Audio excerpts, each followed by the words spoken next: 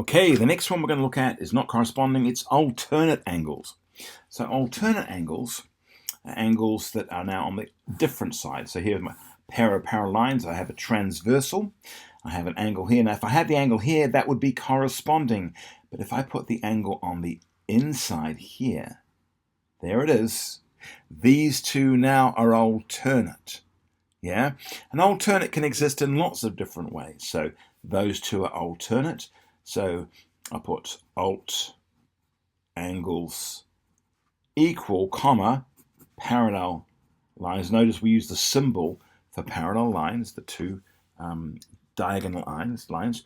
They've actually got two vertical lines, but it's probably better to use the slightly sloped lines there. What about these two here? Let's have a look. I've got this line here, this line here, transversal going through, and I've got this angle. Let's make it this angle here and this angle over here. Yeah, these are also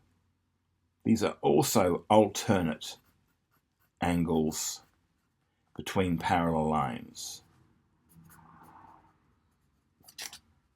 Oops, that one off the page. I'm actually going to redo that because it won't scan properly if it's right off the page. I've got parallel lines. Yeah, so those two are also alternate angles, and of course they're equal. So if you've got, for example, an angle here, and you know that this angle, let's say, is let's say this one's 50 degrees. Here we go, 50 degrees. And you want to find this angle, let's say here, I'll call that x. Well, you know, of course, these are alternate, so x is going to be 50. Lots of other reasons x could be 50 as well. So, for example, you could use this is 50, and you also know that this is also going to be 50, because these are corresponding.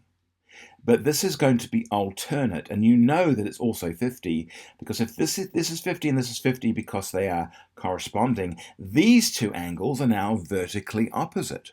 And vertically opposite angles are also equal. So lots of different ways that you could work out what an angle was. All right, hopefully that makes sense.